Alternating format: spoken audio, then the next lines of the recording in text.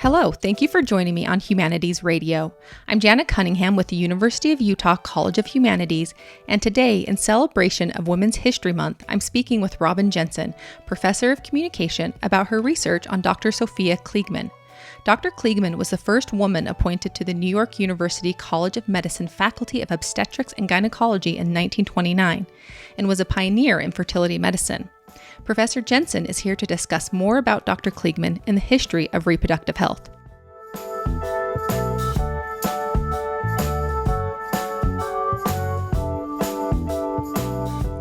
So before we start discussing Dr. Kleegman and your latest project, let's back up a little bit to the very beginning of reproductive health, which, as I understand, has some deep roots in experimental and unethical treatment of enslaved women. So can you talk a little bit more about those early years and how reproductive medicine started? Yes. So the beginning of sort of my interest in Dr. Sophia Kleegman was that I have been long studying the science and medicine behind fertility medicine. And I traced that ultimately far back, but one of the sort of earlier pieces of history there that's pertinent to this story is that in the mid-1800s, before the Civil War, and heading into the Civil War, we had a doctor named, and many of you may have read about him recently, Dr. J. Marion Sims. You probably read about him because there have been a number of statues that have recently been taken down, I think at least two in the South, of Dr. Sims, because he's long been known as, quote, the father of gynecology, unquote. But it turns out that a lot of his medicine and his experimental studies were done on African-American women who were slaves in his care, and he did multiple experimental surgeries on slave women under his care without anesthesia to solve one very specific health problem at the time that was quite common. It's a fistula, which often happens when there's prolonged labor that a woman has, and then it causes her to have essentially different parts of her reproductive system are opened up. And it causes leaking and horrible pain and bacteria growth. And this was very common among slave women at the time who were giving birth under horrific circumstances. They didn't have access to medical care. If the labor was prolonged, usually there was nothing that people could do. And so this was a really big reason that people developed fistula at the time. And so he wanted to try and figure out how to close up the fistula. And what he did was he just did over 40 surgeries unanesthetized with 3 slave women in particular. And he just kept doing these surgeries until eventually he did manage to close up the openings and the fissures, but under horrible pain. And of course, the women didn't have any kind of agency in terms of consenting to the treatment, and he really didn't attend to their pain in a way that you might find appropriate for that kind of situation. But what ended up happening is because he did develop these kinds of treatments, he published his experimental data in renowned scientific journals, and he developed a name for himself. He made a name for himself. He made a name for U.S. medicine and gynecology via his work in this area. And then he went on to kind of test some of these procedures and others on immigrant women, largely from Ireland, who didn't have the funds to sort of pay for treatment. And so, again, he did these kinds of treatments. No anesthesia, horribly painful, and then kept publishing about this and other reproductive health experiments. Ultimately, all of this translated to wealthy upper-class white women, but it was grounded in these kinds of awful circumstances. And this trajectory of medicine where you kind of objectify the person that you are trying to treat and treat them as someone that you're not as concerned about their well-being. You're more concerned about solving a medical problem or finding out scientific information, is something that was projected into the 20th century with reproductive medicine, gynecology, and ultimately fertility studies. So I was interested in how did this kind of get thwarted? Because we know we're in a much better place now. It's certainly not perfect, but gynecology and fertility science is certainly in a better place in terms of how it treats its patients than it was back then. So how and when does Dr. Kleegman come into this picture? So her story is really interesting in that she immigrated from Russia actually her family immigrated from Russia, and then she was born in the United States. But all of her older siblings came over from Russia. Her older sister, Anna, also became a doctor, and two of her other sisters worked in factories to help fund their medical education. They had four brothers who died in Russia from various, bad circumstances, medical circumstances. And so they were all sort of inspired to develop this medical education for members of their own family. So they came over, two sisters worked, two sisters went to medical school. It's a really interesting story that I could go more into, but I'll try and stay on task here. And so Sophia ultimately went to medical school at a point when more women were becoming gynecologists and gynecological surgeons, but there wasn't really a huge field of fertility studies. And when she was doing her residency in both Chicago and in the East Coast, she noticed that lots of the treatment for women who were having trouble with fertility or other reproductive problems was that they had some kind of surgery and they just removed a bunch of stuff. And that's, of course, really colloquial, that there were very specific things that were removed. Ovaries, cysts, lesions, lots of other things. And some of those things that was appropriate, but more often than not, they had, especially in the cases of infertility, they had not tested the male partner to see if they had any role in sort of the reproductive problems happening. So you had a lot of women who were having these really invasive surgeries, and it turned out that their male partners were the ones who had the reproductive problems. So it really didn't matter how much surgery they did, how effective they were. That wasn't even the problem in the first place. So she would leave the surgical room in the evening, and there'd be these huge bins of, reproductive parts that had been removed from women. And there was just sort of this sense that women were kind of, rather than risk making men feel bad or inadequate for testing them for these kinds of things, it's better, they felt, to just, open up a woman and take out something that might be problematic, or maybe it wasn't problematic, but we'll give it a go. So you have this really horrible pattern of medical intervention that didn't really do anything. And so she dedicated herself to developing essentially what she called a conservative surgery practice for infertility medicine, where surgery isn't necessarily the first thing that you turn to, and you want to do a whole bunch of testing on all partners involved before you cut someone open and deem to, try and do something that's really invasive. Did you get a sense of what the medical community's reaction to this was? Because if she was kind of the first person that suggested, well, maybe this problem has something to do with the male partner, what was the medical community's reaction? Because that kind of seems like a bold thing to come up with at the time. Right. I think one of the things that makes her so interesting is that she really managed to blend in with practitioners who were doing something very different than what she was proposing, and sort of had a great skill for forcing people to face things that they didn't want to face. So she really managed to be someone that was upheld by the community, even as she was telling them, you've been doing this wrong and it's horrific.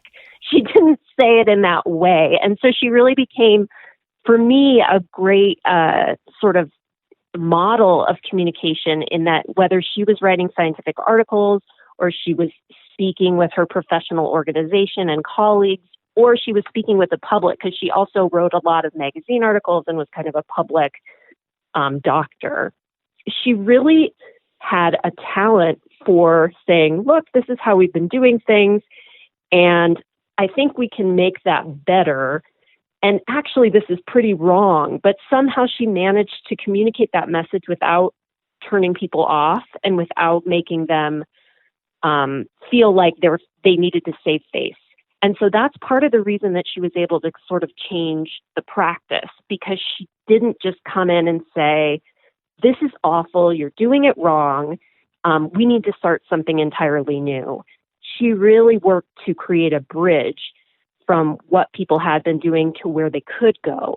And she built upon, so there's a long tradition in U.S. medicine specifically of women doctors who sort of argued in favor of conservative surgery in particular. And sometimes they did that for really what we would think of as maybe misogynistic or maternalistic reasons. So Elizabeth Blackwell was she was the first woman in the U.S. to get a medical degree, and she really was able to establish herself as what some have called, and even she called, a lady doctor, in that she said, look, I'm a really great doctor, and other women need to be doctors because we have a better sensibility about how to be sensitive to patients because we are women. So she really grounded her credibility in the sense that she had a different sensibility as a woman, and therefore that's why it was important for her to be a doctor. And she said, we don't want to go in and necessarily, carve people up if we don't have to. But her reasoning the whole time was very gendered, in that she said, women are different than men. And also women's bodies, you have to be really sensitive with their bodies because they're more fragile, especially if they're white women. So there was really a racist kind of element to it. So Kleegman comes out of that trajectory, but she doesn't employ sort of the gendered stereotypes, and she doesn't employ the racist stereotypes, and sort of opens things up for a more thoughtful surgical intervention. She wasn't against surgeries in the way that Blackwell was. She said, sometimes it's justified if you have something, let's say you have a diseased ovary or something like that, then the only way to take care of it is to do a surgical intervention. But if you have a partner where they don't have any sperm and you're operating on the wife, right, you're never going to solve this problem. So she really had she said, look, there's a problem and no one's addressing it. Let's move forward with this. But she did it in a way that brought people together rather than sort of made them fracture into sort of silos. Mm-hmm. So Dr. Kleegman we talked about, it was pretty controversial for her to come up with this idea that, infertility may be, on the male side, but she also had a number of other controversial views for the time. Can you talk more about those views and kind of how they contributed to this patient-centric kind of holistic approach? Yes. So she was very woman-centered, I guess, is what you might say, as was her sister Anna, who was also a doctor and also interested in women and reproductive health. And so they were kind of an interesting team. But when she came over from Russia, she was very supportive of movements such as the contraceptive movement. She supported ultimately abortion, which at the time was really controversial, remains controversial. So she was talented, as I said, at kind of bringing people together, even as she presented them with ideas that many of them inherently disagreed with. And she always did this from the belief that individual people, be they women or men, should have the agency and the ability to make their own choices. And so she wasn't arguing about the inherent ethicalness or morality of certain things. She was saying, look, people need to make their decisions, and we need to give women the decisions to build their families or not as they see fit. And if we don't do that, we're just going to have many more problems.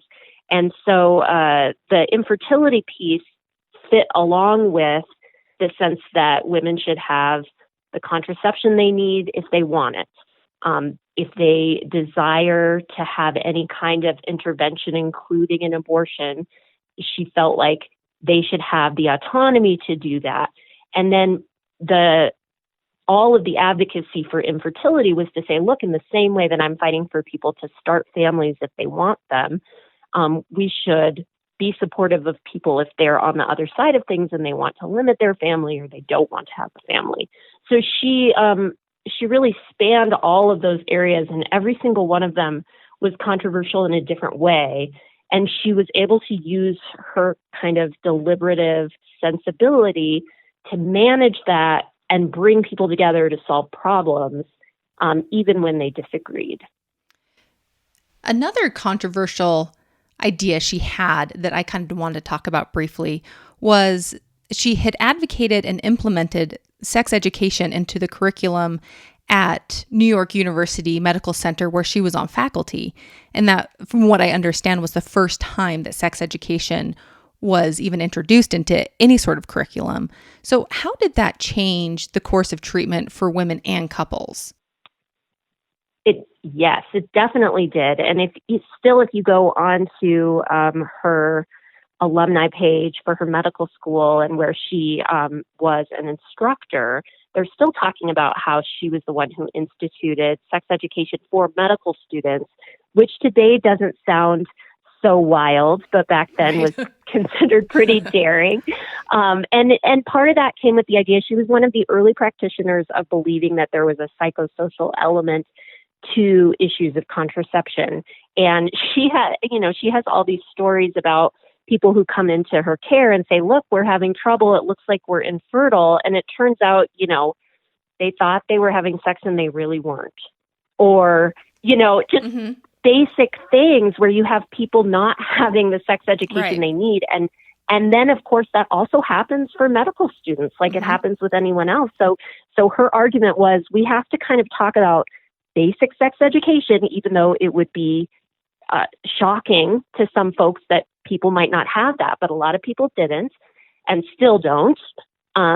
So we need to talk about basic sex education and also sort of what might be called medical couples therapy or something like that, or just medical information where you're saying this is the basics of what sex is and how contraception happens and how conception happens, so that when people are trying to make decisions about families or about not having families or whatever it may be, they're actually working with information that is accurate. And also there is an element, there was research that was starting to come out at the time. Some of it overlapped with kind of some Freudian psychoanalysis stuff, which, that was not entirely factual there. But what came out of that movement was the idea that there is a psychological element, in some cases, to certain aspects of reproduction. And you want to kind of look at every possibility so that you're not saying, okay, well, it looks like you're not actually having sex, and that might be why you are having trouble with infertility, as opposed to let's have a surgery and open someone up and see what's wrong with their organs, when really that's something you would want to do long after you've come up with all of these kinds of basics. So it all kind of fell together in terms of her saying, look, in order for women to have the ability to advocate for themselves and what they need, we need to make sure that our medical students know these things so that they can pass them on and have an open conversation. Because when we're talking in terms of a not straightforward language, and we're using hyperbole about sex, and we're not being straightforward, even in a medical consultation, communication is really at the heart of making sure that everything's going okay or identifying a problem. And so that element of the medical education became central for her. And then that kind of proliferated in other medical schools after that. Because, I mean, it seems like something that would be completely common sense in medical school. I mean, the very basics, but, you know, and I guess in the 20s or the 30s when Dr. Kleegman was on faculty, it was kind of a new concept, interestingly enough. Right. And, you know, in the U.S., medical education even is a relatively new idea. I mean, we're a young nation in the first place, but it was only after at the end of the 1800s and early 1900s when we started to kind of institutionalize education, medical education, and what that meant. Up until that point, it was a little like, well, I followed along another doctor and sort of saw what they did, and then I started doing it too, and I became a doctor. And so really in the 30s, 40s, 50s, we were still establishing what it meant to be a doctor, what your credentials were, what you needed to learn before Right. that could happen.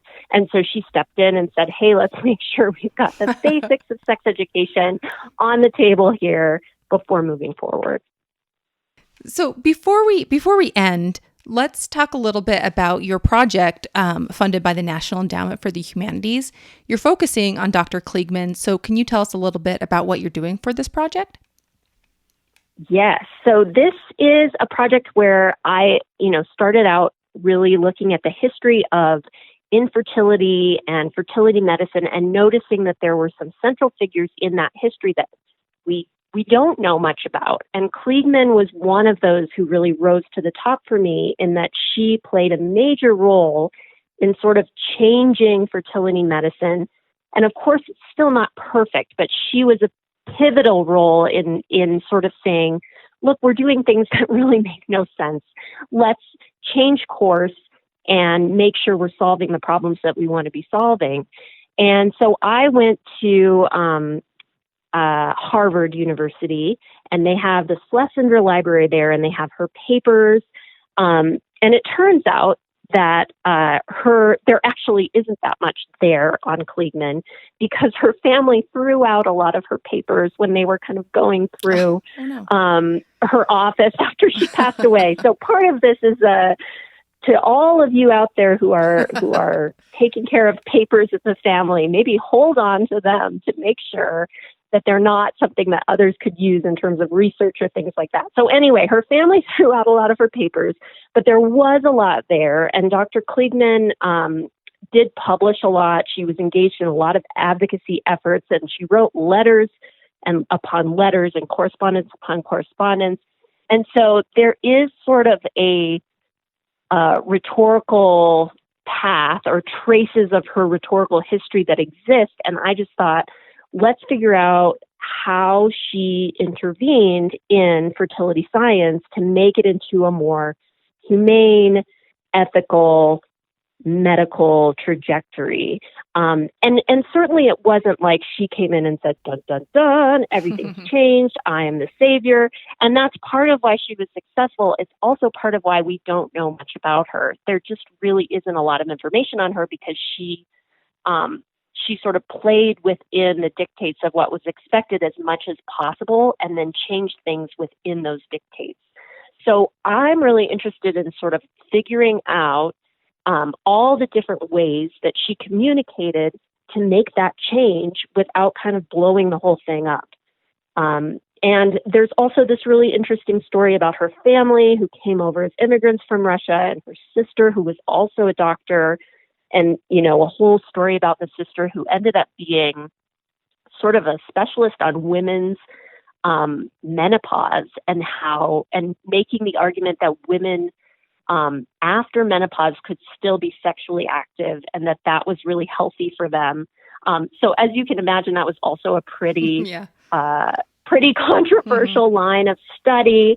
And so the two of them together were just doing really interesting things, and they made a real significant impact on how we look at reproductive health, fertility, things that are really prevalent right now. And certainly they're not perfect. We have a number of problems that still exist. So I don't mean to make this into a story of like the Kleegman sisters came in and they changed everything and now we're better. No, we still have medical racism happening. We still have women who are being treated poorly. We still have really high mortality rates among African American women and infant mortality rates and all of these problems that we still need to deal with and continue to deal with. But I think we can take lessons from Kleegman, Sophia in particular, about how to make changes in ways that are productive and keep things moving forward so that people can receive better care and receive the kind of care that they need. She seems like she has done so much for women in the medical community. I was so shocked that I couldn't find more information about her online. I thought I would find tons of stuff. So I'm glad that you're doing this project. It's really interesting. Well, and I think from what I have found, she was also just a real character too. So I think that's that's always interesting. Just in her life, she had a ton of energy, and she lived about 40 lives in the span of how most of us live one. So it makes for just really, really compelling historical research on a lot of levels, and I think is inspiring in so many ways that people can, come from basically. She had nothing at the beginning of her life, and she worked together with her family to really change a social structure that she wasn't even a part of when she started, and just unbelievable. And at that time, it was hard to even become a doctor as a woman, let alone an immigrant woman, and all of these other kinds of things. So she really spoke a lot about class differences and how in fertility medicine, in particular, we tend to experiment on people who can't pay for it and then charge people who can. And that makes for really unfortunate reproductive outcomes. So she's a great person to look back to kind of understand how we might move forward. That was Robin Jensen, Professor of Communication. For more information about the University of Utah College of Humanities, please visit humanities.utah.edu.